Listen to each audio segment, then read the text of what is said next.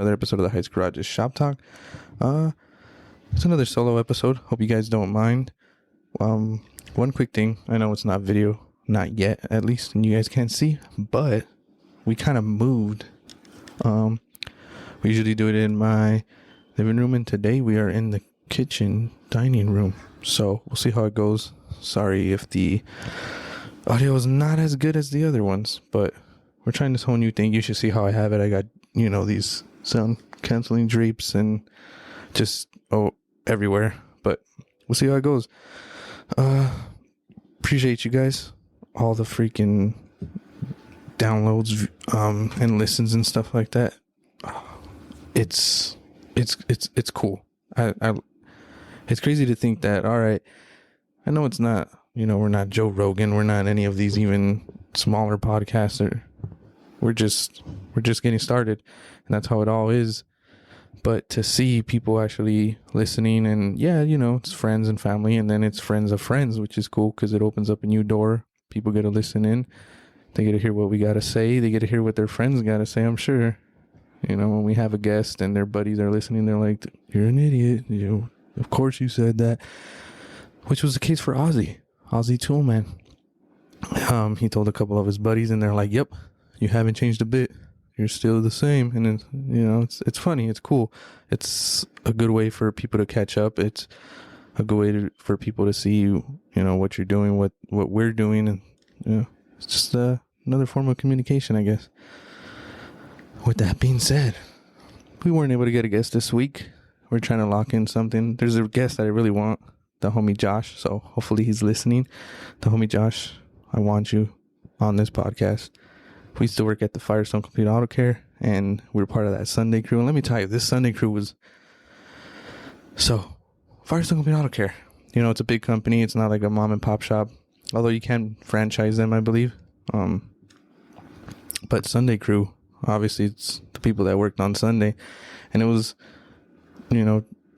this guy, Josh. I don't even want to say this guy, but my coworker at the time, Josh. The homie Josh. It would be me, him, this other guy, Raul. And then, whoever was with us before I left, it was the dude, Saul. And then it was La Pati. And, the service writer, our service writer, John from Seattle. But, yeah, so Sunday crew, I don't want to say it was like the bare bones crew, but it was different. Everybody, it's more laid back. Our boss wasn't there. No one really bugged us. Yeah, there was people coming in and out because they were like, oh, I need to get my car fixed or serviced before the week starts because I got to go to work, blah, blah, blah, blah, blah. But there was something about it. There was something about the atmosphere of waking up that Sunday. We would open up an hour later. We would close an hour earlier. Excuse me. And it was just, honestly, it sucked working on Sundays because if you did something on Saturday and it was late and you woke up, you're like, ugh. But that being said, it was fun. During football season, Josh was into football as well. So he wouldn't mind. He wasn't a Chargers fan, but he wouldn't mind when I would be blasting the Chargers game. I'd watch it on my phone, and then I'd put it on the speaker, and we'd be listening to it because the dude Saul as well, he was a Chargers fan, so he wouldn't mind, obviously. We would have the games going on inside in the waiting area, so if, we didn't really have anything to do, we'd kind of just poke in there for 5, 10, 20 to an hour. But it was cool. We're all working. We're all in agreement that working on Sunday sucked. So we were like, all right, let's just get the day done. We would all take our hour lunch. We would all kind of take it together, which was cool too. It was always like, oh, what are we getting? Wingstop, California Chicken Cafe. Oh, dang, that burrito spot. The service service manager, Patty. If you're listening to them burritos, I forget where they're from, but that sauce that they made, ooh, it's just different. But yeah, the Sunday crew. Trying to get them on the podcast. I asked Patty. She's a service manager, shop manager now at one of the Firestones. And Josh, he's just busy man, busy dude. He's got 2 kids now, and he no longer works at Firestone from what he told me. But God, we got some pretty funny stories too, and that's why I would like to have him on. But if you're part of any Sunday crew, You know what it is. That Sunday grind is just different. You see customers coming in and you're like, God, it's like, can you guys just do this tomorrow or never? Just don't come back. That'd be cool too. But yeah, trying to get Josh in. And we're just trying to get more guests. If you want to be a guest, we want to educate more people. We love hearing your guys' stories. Ozzy's was a good one, especially because it's a tool. It's a tool truck. It's another aspect of working in a shop. You got, we're thinking like, oh, it's just service writers, your boss, the customers. You don't even think about the tool guy, right? And that's why we brought him on. We wanted everybody to know, like, hey, I know it's scary. And you see those memes, like, once you go in, you're never coming out. But no, I mean, it's like he said, it's needed. We all need a tool guy. We all need to be cool with our tool guy because if you got Ozzy as your tool guy, you don't pay up. Your boots, them boots is coming on the truck as a trophy. Everybody's going to laugh at you. And then you're going to get sent home because you don't have the proper equipment. And it's not OSHA approved to be in your socks, boy. So it is what it is. We appreciate Ozzy coming on, telling us his story. And if you have any questions about that too, you can hit him up on Instagram at tools_by_Oz. He can help you out if you're trying to become a tool dealer. And he can show you the steps that you need to take. And you guys can go from there. Have a conversation with him. Good luck with that. Not that he's a bad guy, but he's definitely going to talk some shit to you. But yeah, another work week over. Well, it's going to get started by the time you guys listen to this one, right? Yeah, Monday's rolling up again. We had that this past Monday off, which was good. The only thing I don't like about that is, it's a short work week. You come back the next week and it's just longer. It feels longer. At least that's how it shows up for me. But yeah, we're going to start another work week. This past week, let's see, did anything dumb happen? Well, we had a lot of dumb conversations, but nothing catastrophic happened. Shop didn't burn down. Still there, unfortunately. So, gotta lace up them boots. Speaking of boots, pay your tool guy, or he'll repo them.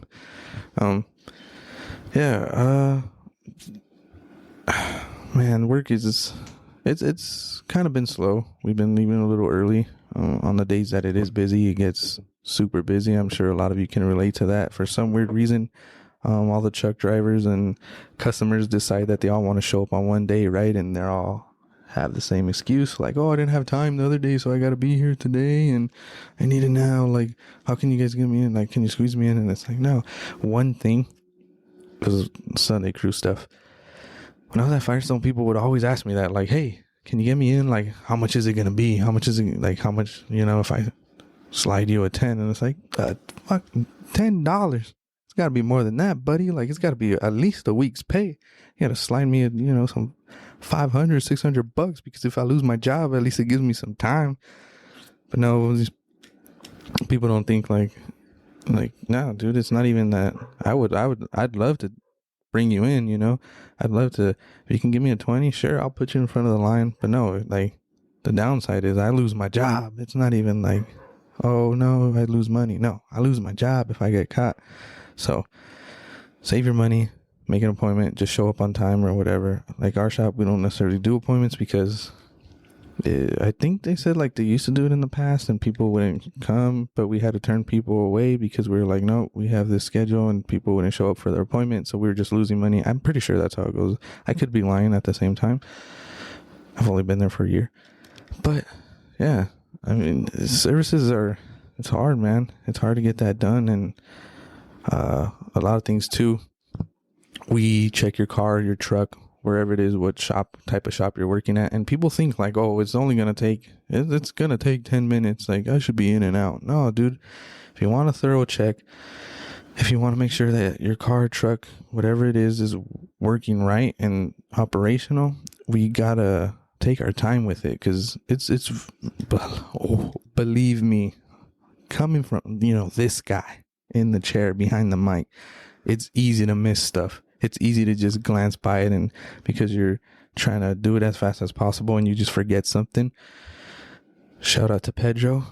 for leaving me messages on my rack to remind me to tighten bolts. Appreciate that, Petey Pedro. But if you want something done right, it's going to take time. And I mean, yeah, after, I mean, I'm not saying it's going to take like 3 hours or anything, but an inspection, it does take some time. Because again, we got to get in there and actually like check it out, right? And a bunch of people don't understand that. They think it's, hey, in and out and that's it. And then, once you tell them that something's wrong with their vehicle, different story, right? That's when we become the bad guys and they're, you're just trying to take my money and this and that. And that's what sucks about this industry too. There has been a lot of bad mechanics or technicians, whatever you want to call them, that have tainted the water, meaning they've upsold something that they didn't need to. They're selling work that's not necessary, like, your blinker fluid, which is a little inside joke, whatever. Not really an inside joke, but, your blinker fluid is low. We got to change that. And they don't really do anything. Yes, I would love to say that there's not bad. Like, everybody's honest. All these mechanics are honest. But it's not true. It's not true. And I wish there was a formula, too, to be like, this is, this is how you do it. 5 steps to know if your mechanic is ripping you off. There's no real way. I mean, I guess kind of like a gut feeling if, you're taking it to one spot and then this other, if you get second opinions, that's fine too. I know sometimes we get customers that like keep getting their vehicles checked over and over again until one of them tells them something that they want to hear, which is another thing, right? If there's 2 mechanics that are like, your axles are bad, and then that third mechanic is like, nah, it's fine, just slap some grease in it and you'll be okay. I mean, do you really want to go with that just because it is cheaper and that's the price that you want to pay? And you're like, all right, cool, yeah, do it. It's like, no, if you have 2 other people that have the same opinion on it, that think that the same work or job should get done, then you probably do it. Second opinions aren't bad. No hard feelings. If you don't want the work done in our shop or in the shop that the listeners are working at, it's fine. We're not going to get hurt. If you want to be like, second opinion, I'll go somewhere else. That's perfectly fine too. As a customer, you're allowed to do that unless, it's something really bad. I had this customer once, all 4 brakes all the way around, done. And when I mean done. It was just the backing plate of the brake pads, and the rotors were, how can I put it? The rotors were hanging on for dear life. There was pretty much no rotor material, and the guy was trying to tell me like, and I get it. It can get pretty expensive, especially all 4 rotors. You go to a shop and anywhere from like $300 to $400 or $500, to be quite honest with you guys, and you can get it done cheaper if you do it yourself or something. But you go to a professional, it can get pretty expensive. But this particular time, it was like he had no brake pad material. I don't know. He was beyond metal to metal. It was pretty much like if he kept driving, that piston was going to pop out. He was going to have to get new calipers, rotors, brakes, the whole thing. He was going to have to change the whole thing. And again, I know it can get pretty expensive, but this guy tried to tell me like, all right, well, I can't get the work done right now. Like, if I really had to today, what? And I was like, well, buddy, you do have to. You got to get it done today. There's no if I needed to get it. It's there. You're at that point. There's no going back. That's it. Your car is begging and screaming, Yahweh, por favor, cambien los pastillas. And this guy just, it didn't go into his head how dangerous this was or how serious it was. He was like, no, like, should I do the front or the rear? And honestly, I was trying to tell him, like, you need all 4 of them. I kept telling him, you need all 4 of them. And he's like, no, I get that. But like, which ones do I really need? Like, all 4. All of them, front and back. Rotors and pads. You can't even resurface these rotors. You need new rotors. And he kept saying like, I get that. No, I know like if he was like, oh, no. I know that's what they're telling you to tell me, but really, and it's like, no, dude, like, we showed you, they're so bad. And he kept like, no, which ones? It got to the point where I was over it. I'm like, I don't want to talk to you anymore. I got to get your We got to get your car out of the shop. That's it. Like, there's nothing else to do. You're not getting it. And that's it. So I just told him, like, honestly, dude, just pick whichever ones you want. Doesn't matter. They're both as bad. Front and back, they're bad. Both of them. They're all bad. Whichever one you pick, it's best for your car. But just pick them. Just do it. Whatever. Doesn't matter. Because at that point, too, my opinion or my advice to him, expertise, whatever, he wasn't taking it. He didn't care. Not that he didn't care. I mean, again, the whole money thing, but we were like, no, you need all four of them. And usually when it's something like that, I know a couple, I don't even know what it's called, but I know shops do this. I know a lot of shops do this. Firestone, we did this. But when it's something that bad, we have to have you get the car towed out, because we can't be liable for you driving away in a car that's not going to work properly. You can't brake. Your brakes are shit. And what's crazy about it is I took it on a test drive and I was like, dang, the pedal's really low. This thing, it's not stopping right. Like, I gotta really press on these brakes. And when I lifted it up, took the wheels off, I was like, Jesus, dude, like, you could have killed me. And if not me, you're going to kill yourself or somebody else, because you're going to get into a terrible wreck. But yeah, when it's something that bad, you got to get it towed. You sign some paperwork. When you actually sign in, it's like a little disclaimer, like, hey, if your vehicle is non-operational and it's not safe to drive, you're going to have to get it towed either home. Honestly, you got to get it towed out of the shop. You can get it towed around the corner and then drive it home. At that point, that's on you. But we cannot allow you to drive it off our lot home. If that makes sense. If I'm making sense. And this dude, our service manager at the time, was kind of like, whatever. Not whatever, but he was just like, oh, no, man, I can't do that to him. The guy started yelling at him, like, what? No, I'm not going to get a tow. How am I going to get a tow? Da, da, da. Point is, we told him, like, all right, dude, I think we had him sign something that said, like, he refused to listen to us, blah, blah, blah. And I think it was that too. Like, we told him, like, all right, well, but don't come back. Maybe. Again, I could be lying. I wasn't in the office. We told him, like, it's bad. So he signed that thing and he drove it off. And what's crazy is that we used to work and it was Santa Monica Boulevard. So if you don't know Santa Monica Boulevard, or if you don't live in Los Angeles, it's a main street. It's got 4 lanes and it goes all the way down to the beach or whatever. But people drive fast. It's like 40, 50 miles per hour on that road, on that main street. And this dude just, he like peeled out. Boom. I'm out of here. It's like, dude, you got no brakes. You got no brakes and you got no business driving that fast, because your car it's just not going to stop, dude. It's not going to stop. And he didn't get that. So back to my point. Not all mechanics are bad. They're not all trying to just grab your money, take your money, things like that. And yeah, we do try to, I don't want to say like upsell, but we do upsell you services. So, because as a mechanic, we do need to work too, especially if you're a flag technician, if you're not flat rate. So flat rate is what it sounds like. You get paid the minimum wage or whatever it is you get paid, $18, $19 an hour, and that's all it is.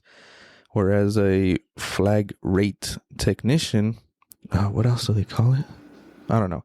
But point is, they get paid an hourly pay, and then on top of that, they get paid per job.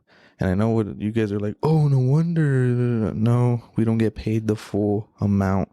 My flag rate at Firestone was $3.25. So I was getting paid the minimum wage, meaning my hourly, regardless if I'm working on a car, cleaning the shop, taking a shit, hiding from my boss, taking a nap in the back.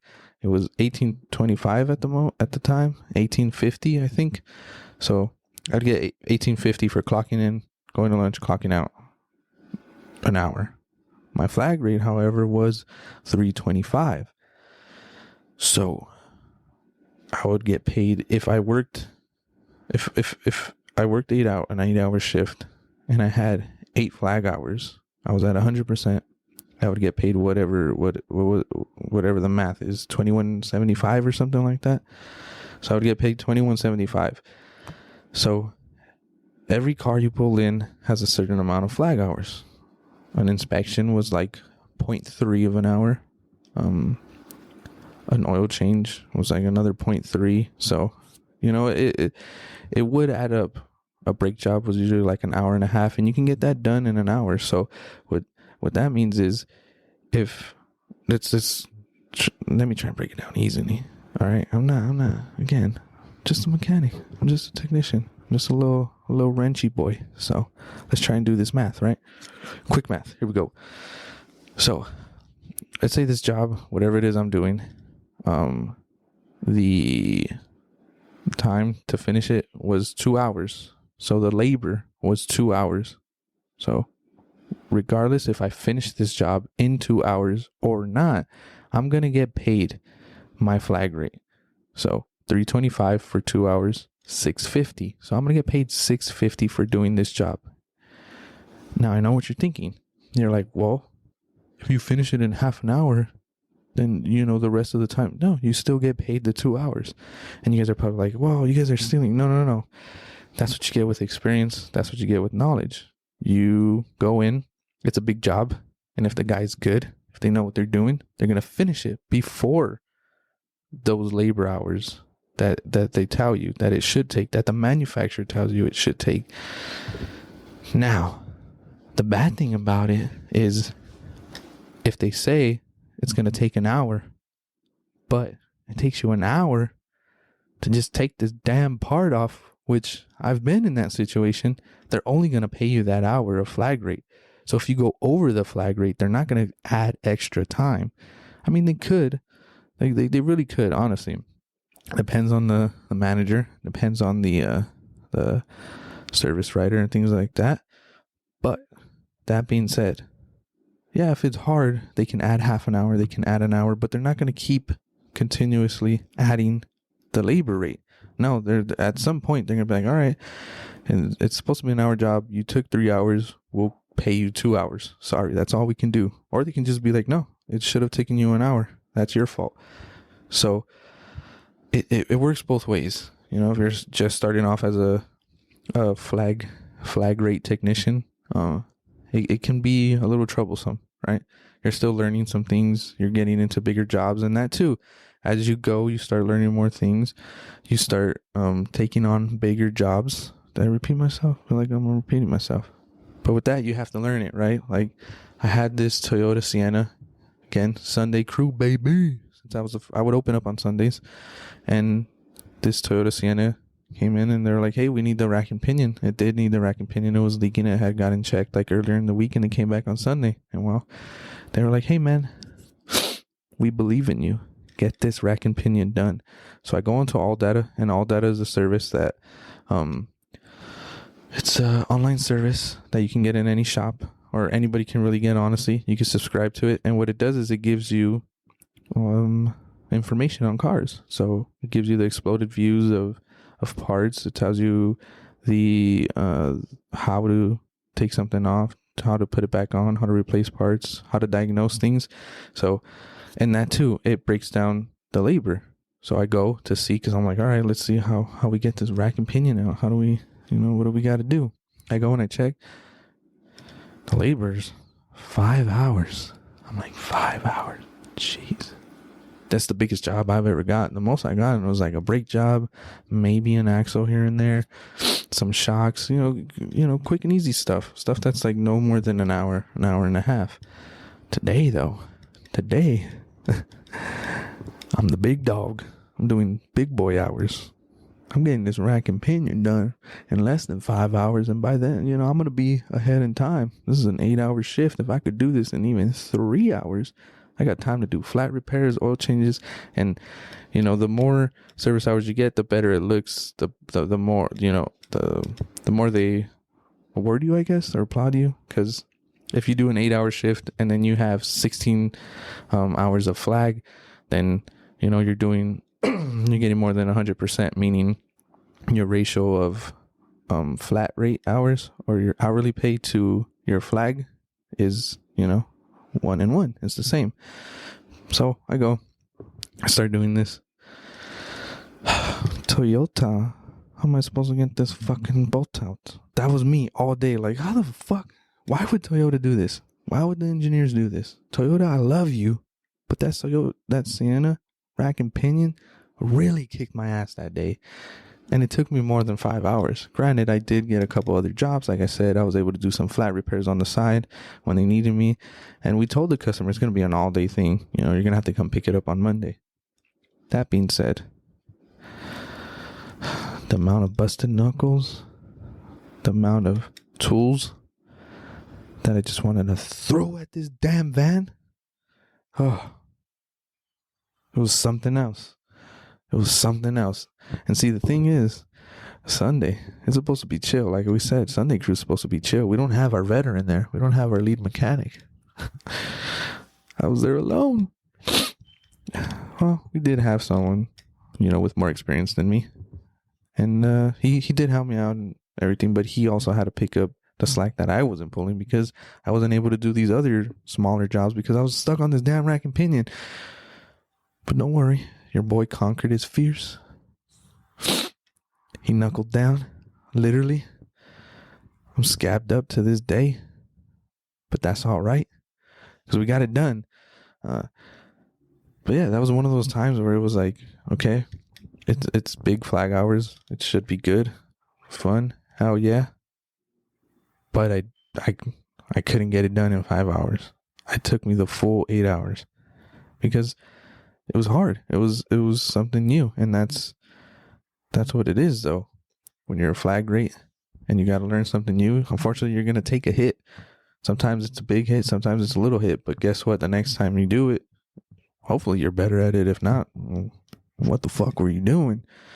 But that's how it is. And if you're a technician going in and you're like, oh, I want flag rate, I want this, believe me, it has its benefits.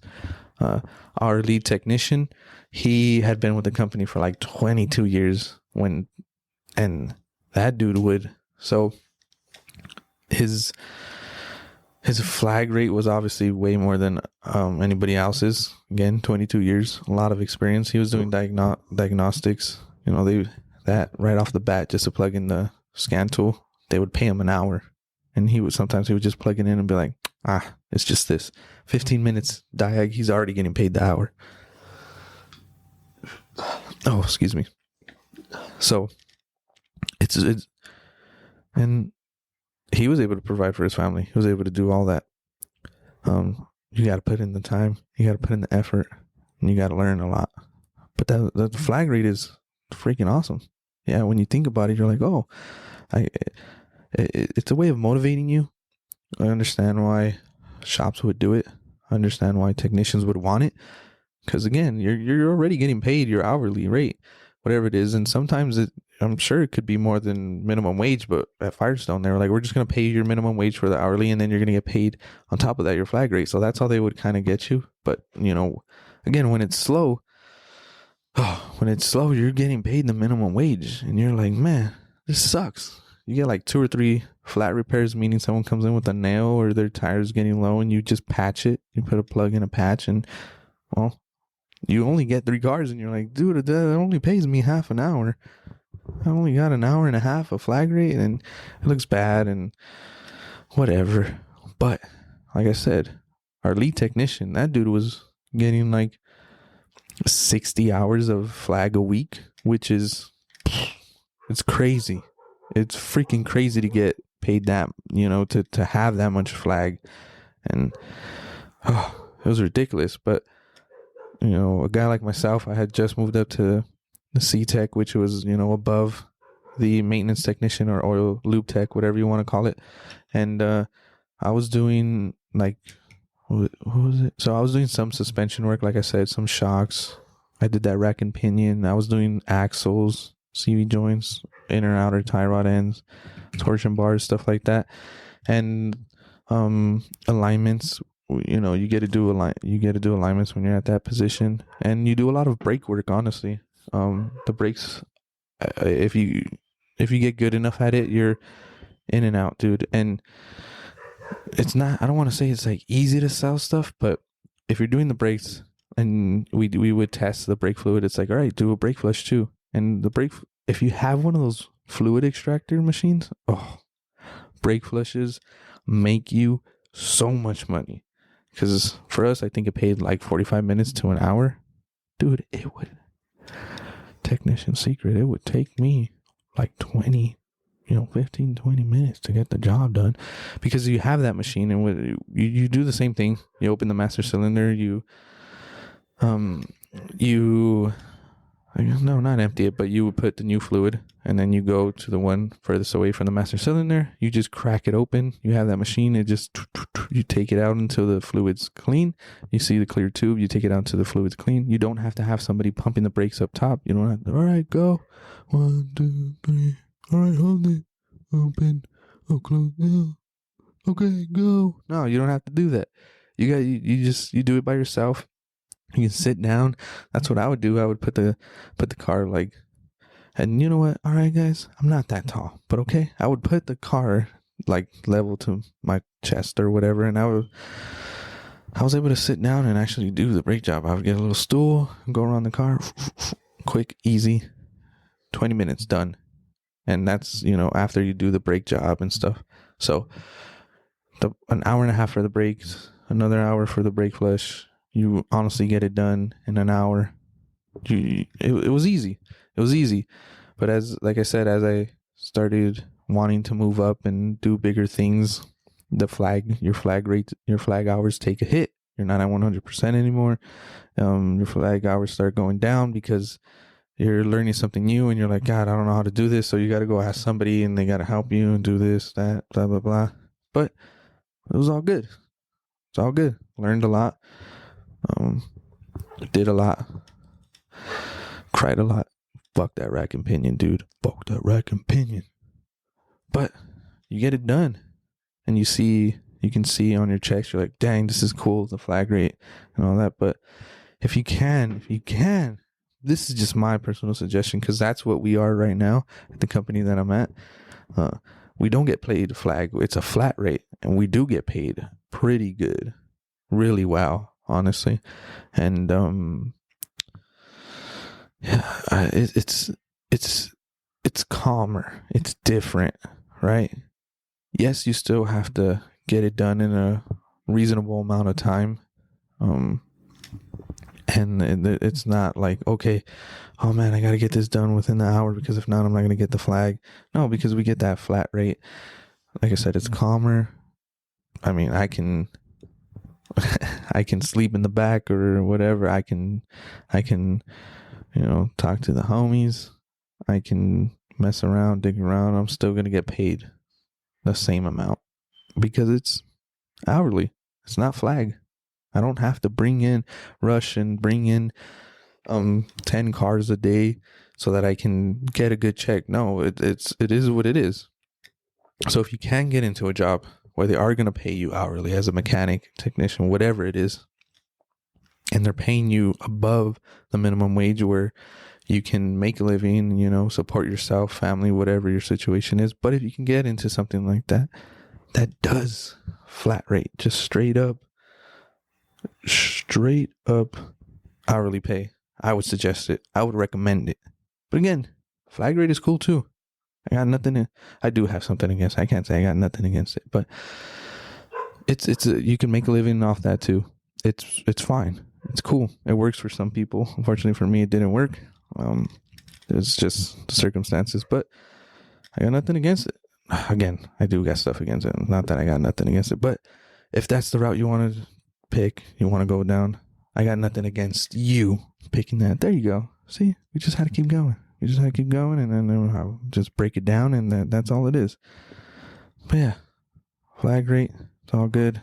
Mechanics, we're all good sometimes, not all the time. But just be patient with us as a customer.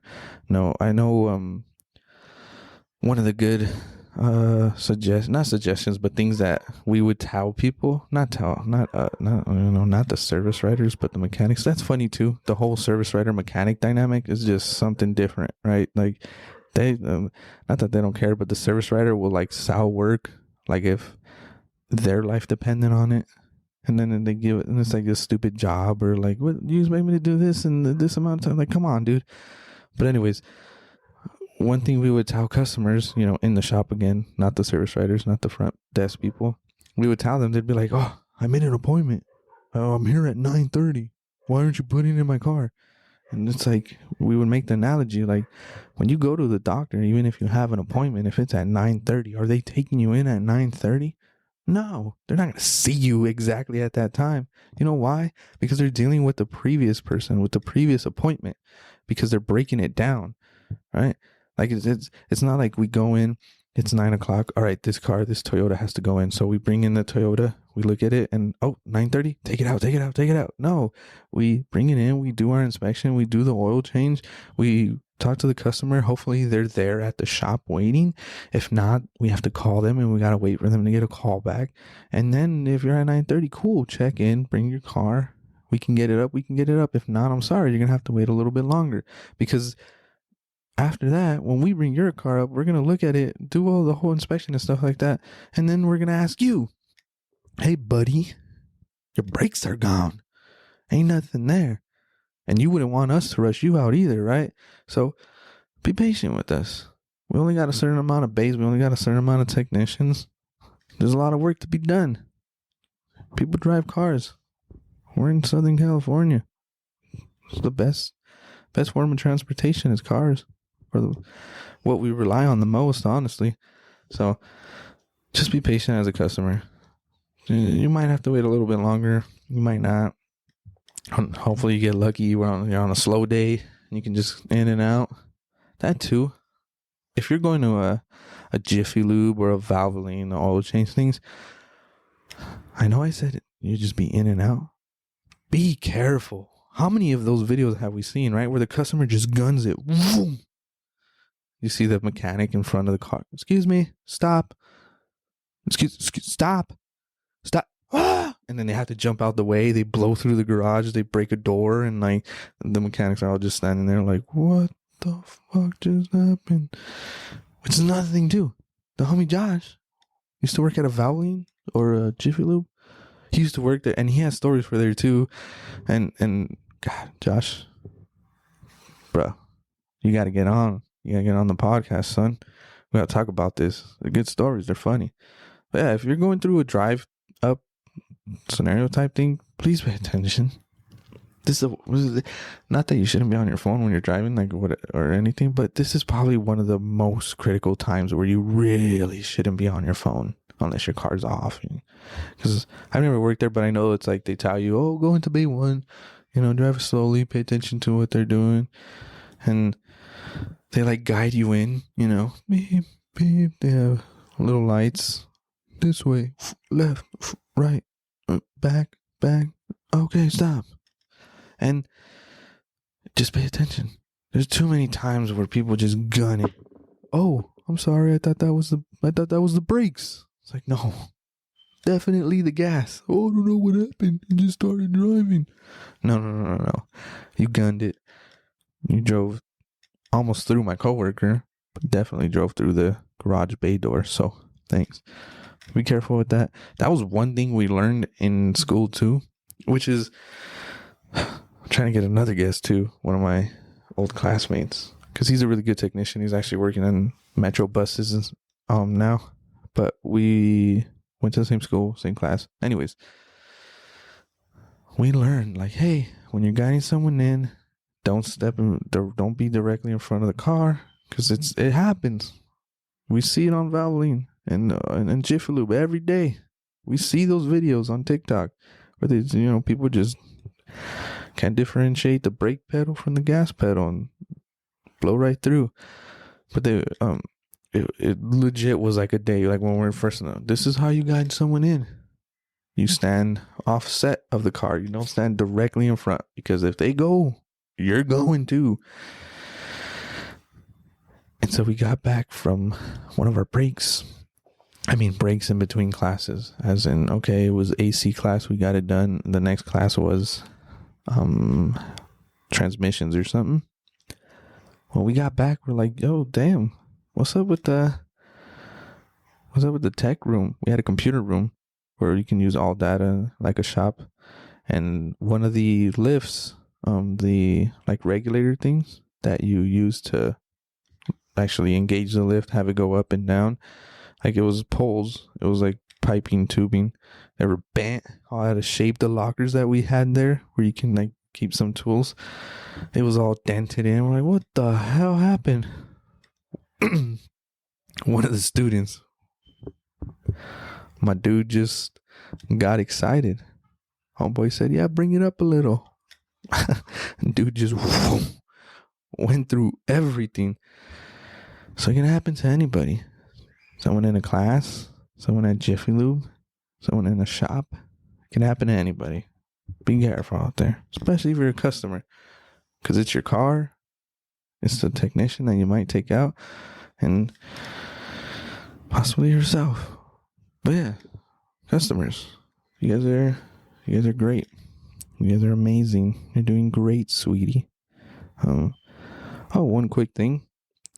Support our brand, please. People, we need your money. No, but if you support a brand, it obviously we get your money and we spend it and we're happy. No, but you support the brand, we're able to build this podcast even more. We're able to get better equipment. We're able to expand. And there's a lot of stuff that we want to do. There's a lot of things that we want to do with this podcast. One of the main things right now is get video. Because in the world of podcasting, apparently video is everything. And it really is. You know, you get to see our facial reactions. You get to see, what we're actually talking about. We're very, as mechanics, we're very like artistic with our hands. So you get to see all that. But supporting the brand helps support this podcast and helps support our living.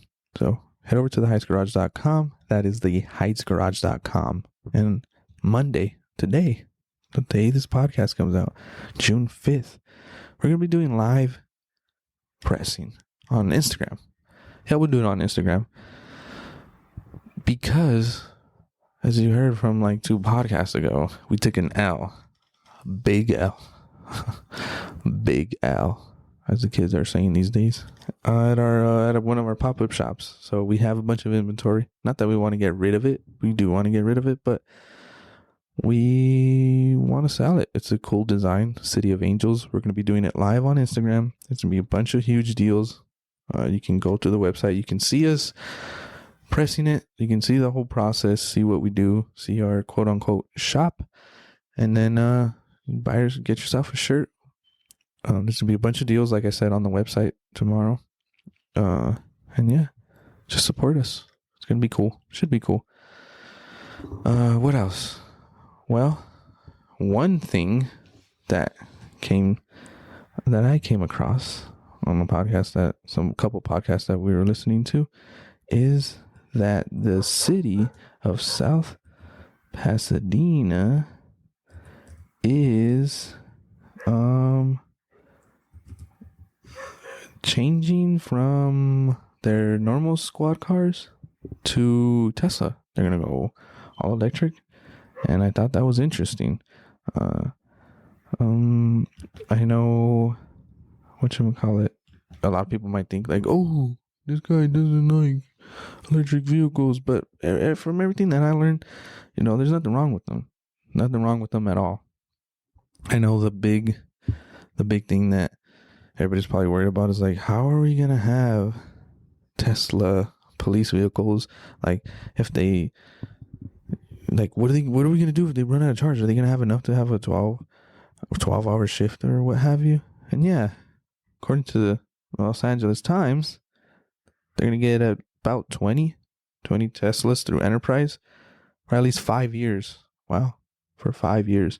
Some vehicles are already in use. Deputy City Manager, they said, while others used for patrol must still be properly outfitted. So nearly $2 million in city funds was allotted to the leasing agreement. So they're going to be Teslas. They're going to be Model Ys, Model 3s, and they're going to be outfitted be police cars. So, they're going to get the back seats torn out, and you're going to get that crappy plastic seat that's uncomfortable.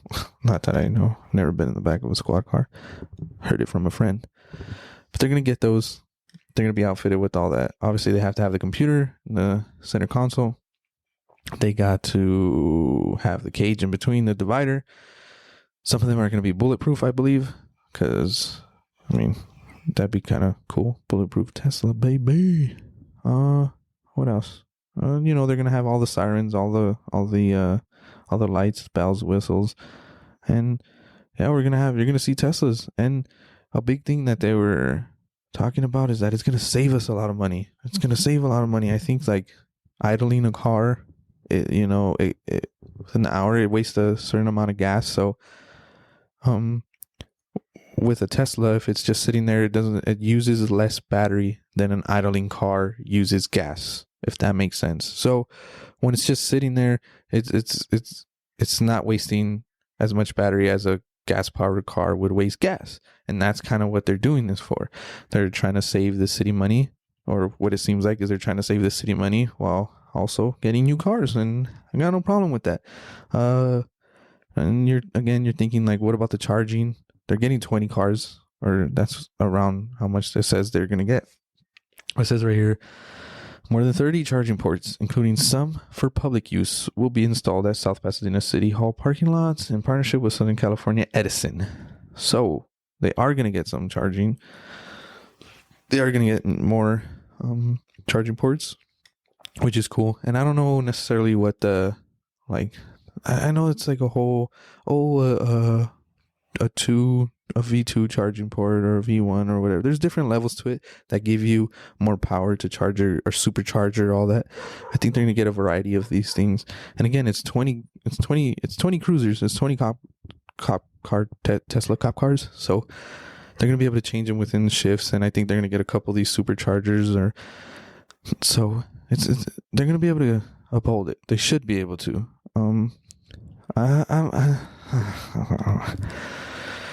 There's more into it, obviously, but one of the main things that I got from this article, and again on the LA Times and from the other podcasts that I've listened to, is that they're doing this to save a lot of money. That apparently it's going to save them a lot of money, and it's the whole green initiative. Of course, everybody's behind that, and that's a whole nother thing. I'm not political. I'm not a scientist.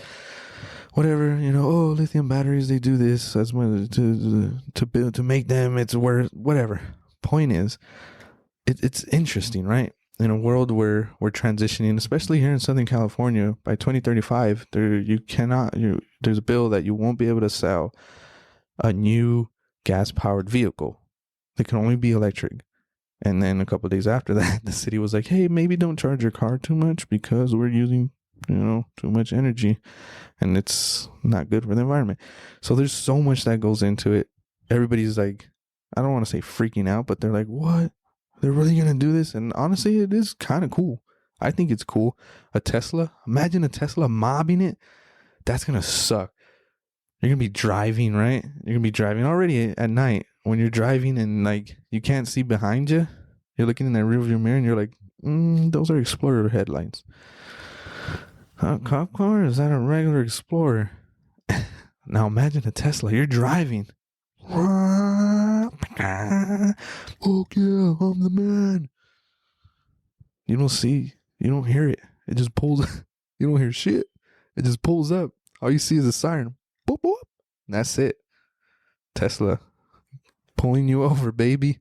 South Pasadena, watch out, man. They're coming for you. The city council approved the move in September and expects the electric vehicle transition to be fully in place by next February. So next February, 2024. Tesla cop cruiser car. What? I don't know what they're going to call them. Tesla cop cars. They're going to be mobbing. They're going to be pulling you over. It's going to be crazy. Imagine them. Well, what? I don't know. I don't really know which Tesla models what or whatever, but imagine you get, not imagine you getting arrested, but imagine someone getting arrested and the door, those butterfly doors or whatever, they just pop up and you're It's gonna be crazy to see. It's really gonna be crazy to see. But yeah, they're the safest and fastest vehicles will save the city money and lower maintenance and fueling costs. That too. I guess you save on maintenance because even if the car's just idling, the engine's still running. So that cuts into the whole what we call it at work is the maintenance hours. So the car's running, that oil's still pumping. So even if it's just sitting there, you still got to do the oil change within the maintenance hours. And obviously with Tesla, if it's running, nothing's really going. It's just the batteries. I don't know what the maintenance for a Tesla is. The maintenance upkeep for a Tesla is. I'm pretty sure majority of the money goes into tires, things like that, and the software updates. But I think it's cool. I'm not saying that me myself would get a Tesla, but I mean, I think it's just gonna be funny. I hope I'm never in South Pasadena and I just hear, and then boom, lights. You'll never catch me alive, coppers. But yeah, it's crazy, right? Everybody thinks EV or electric vehicles are the answer, and they could be, but I think we're too early into this whole scenario, into this whole story to really know what's going to go on. I mean, here in Bow Heights alone, if you go on Cesar Chavez right there by the Walgreens, there's supposed to be, by the Bank of America on that corner, there's supposed to be like 3 or 4 electric chargers. Dude, they're cut. And what's crazy is that no one's necessarily held accountable. I don't know how long they've been cut, and they're just there. The charging stations are there, but the actual charging port to plug into a car, they're gone. They ripped them out. From what I heard, it's the copper, and it's very little copper that people are taking. So, is this city built for EV? Not yet.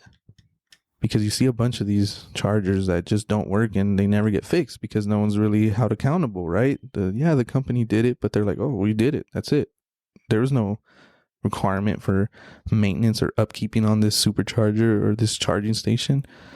And that sucks because what are people supposed to do? They plug it into their house, I guess. But not everybody has that capability. Some people live in apartments. What do you do then? You get a long extension cord, I guess. Some parking structures do have electric vehicle charging, but if there's only 3 of them and there's 60 people to an apartment complex and 5 of them have electric vehicles, not everybody's going to be able to charge it. It's going to be a race. It's going to be a battle. See who gets to them chargers first. But I think this is cool. South Pasadena, that's dope. Tesla powered cop cars. Think about it. All you're gonna hear is that whooshing, the little whoosh of the electric motor as you get pulled over. Man, what a world we live in. Things are changing, ladies and gentlemen, and either you change with them or everything stays the same. I don't know. I'm not very philosophical, but I think this is cool regardless. Definitely something everybody should look into because that's where we're going to in Southern California. Electric vehicles. I think hybrids the way to go, because it's still, you got the gas powered engine, the electric powered motor. You can split it. You still get good gas mileage. You don't necessarily have to rely completely on electricity, but eventually we'll get there, I think, or maybe not. There's other ways to power a car, but we'll see. South Pasadena, crazy though. Watch out with them Teslas, boy. That's been it. We are done with this episode. Again, thank you to all our past guests and our future guests. We're coming for you. We're gonna have some good people, some cool people coming on this show. We hope you enjoy it. Another solo podcast today. Head over to our Instagram. We posted. If you have any questions, definitely ask us some questions so we can do, answering these questions on our next podcast. We're going to try and do, I want to do 2 podcasts. I want to do 2 episodes. 2 episodes a week. Like a week, like end of the week roundup or something like that. And I think I'll do that this week. We'll see how it goes. But we appreciate it. Appreciate all the listens, all the likes, all the shares, all the laughs, questions, concerns. Hit us up on Instagram or email us at theheightsgarage@gmail.com. We'll catch you in the next one. Please support our brand at theheightsgarage.com. Follow our live on Instagram at The Heights Garage. And we'll catch you in the next one. As always, number one thing to remember when you hear my voice, when you see this podcast has just dropped, keep it below how it's built.